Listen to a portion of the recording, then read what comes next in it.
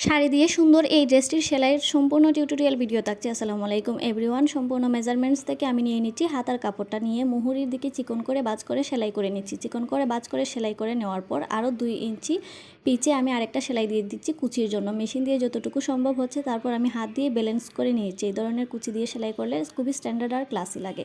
হাতের এই কুচির উপর বেল্ট দেওয়ার জন্য আমি 1.5 ইঞ্চি পরিমাণ চৌড়া একটা কাপড় নিয়ে এটা এক সাইড দিয়ে সেলাই করে নিচ্ছি আর বারবার হাত দিয়ে কুচিগুলো ঠিক করে নিচ্ছি।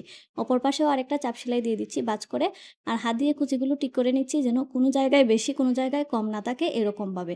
এইটা সেলাই হয়ে গেলে পরে আমি আর্মহোলের সাইডে 5 ইঞ্চি পরিমাণ ফাঁকা রেখে সেলাই করে কুচির জন্য ঠিক করে নিয়ে বডির উপরের অংশের সামনের পার্টটা আমি 2টা লেয়ারই একটার উপর আরেকটা ফেলে ফলসের কাপড়টা ফেলে জয়েন করে নিচ্ছি। সম্পূর্ণ সাইডটাই কিন্তু সেলাই করে নিব, তাহলে আর নড়চড় করবে না কাপড়। এবার গলার পট্টিটা ফিটিং করার জন্য আমি গলার পট্টিটা নিয়ে নিচ্ছি আর লুপগুলো আগে থেকেই রেডি করে রেখেছিলাম গলার এই ডিজাইনে দেওয়ার জন্য। আমি লুপগুলোও 2 সাইডে ফিটিং করে নিচ্ছি গলার এই কর্নারে, গুল শেপের পরের যে কর্নারটা আছে ওইটাতে দেওয়ার পর আমি উপর দিয়ে চাপ সেলাই করে নিচ্ছি আর কাটিং করে অবশ্যই গলার ফিনিশিংটা ঠিক করে নিচ্ছি।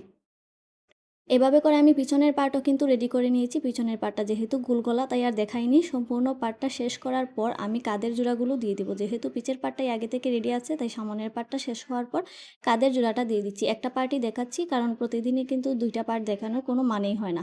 এবার হাতা ফিটিংয়ের পালা। সম্পূর্ণ হাতাটা আমি আগে থেকেই রেডি করে রেখেছিলাম। সাইড থেকে এক সাইড থেকে সেলাই শুরু করব আর মোহরের পাশে কুচি দেওয়া ছিল, মানে আর্মহোলের যে কুচিগুলো ছিল ওইগুলো হাত দিয়ে ব্যালেন্স করে করে আমি সেলাই করে নিচ্ছি যেন সব কুচিগুলো এক জায়গায় জট পেকে না থাকে। সুন্দর করে ব্যালেন্স করে সেলাই করার পর এটা হচ্ছে পিছনের পার্ট।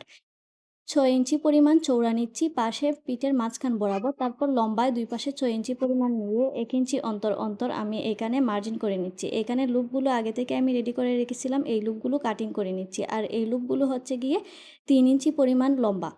মাপ দিয়ে দেখিয়ে দিচ্ছি। 3 ইঞ্চি পরিমাণ লম্বা এই লুপগুলো দিয়ে আমি সুন্দর করে ডিজাইনটা তৈরি করে নিচ্ছি। কিভাবে কাপড় না কেটেও এই ভাইরাল ট্রেন্ডিং ডিজাইনটা আপনি করতে পারবেন সেটার সম্পূর্ণ টিউটোরিয়াল ডিটেলসে দেওয়া আছে।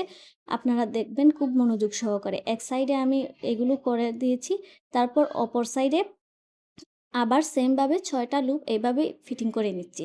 কাপড়টা আমি একদমই কাটিং করব না। এভাবে লুপগুলো ফিটিং করার পর এক সাইড দিয়ে উল্টে কাপড়টা সেলাই করে নিব। এই যে দেখেন উল্টে ফেলছি। উল্টে ফেলার পর সেলাইয়ের থেকে আরও 1 ইঞ্চি ওই পাশ থেকে 1/2 ইঞ্চি পরিমাণ কাপড় নিয়ে সেলাই করে নেওয়ার পর দেখেন খুব সুন্দর ডিজাইনটা তৈরি হয়ে যাচ্ছে কাপড় না কেটেই।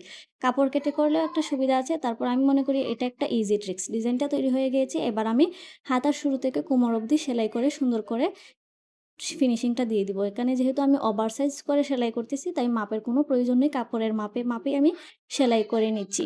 এবার উপরের বডির সাথে নিচের পাটটাও আমি সেলাই করে নিব। নিচের পাটটা আমি আগে থেকেই ফলসের কাপড় সহ ঠিক করে রেখেছিলাম। নিচের মোহরের সেলাই পর্যন্ত দিয়ে রেডি করে রেখেছি। এবার শুধু কোমরের কুচিগুলো ফিটিং করে নিলেই সুন্দর হয়ে যাবে। এখানে আমি বড় বড় করে কুচিগুলো দিয়ে দিচ্ছি কারণ কাপড় পর্যাপ্ত পরিমাণে আমি বেশি নিয়েছি অতিরিক্তই, তাই বড় বড় করে কুচিগুলো দিয়ে জোড়া লাগিয়ে নিচ্ছি।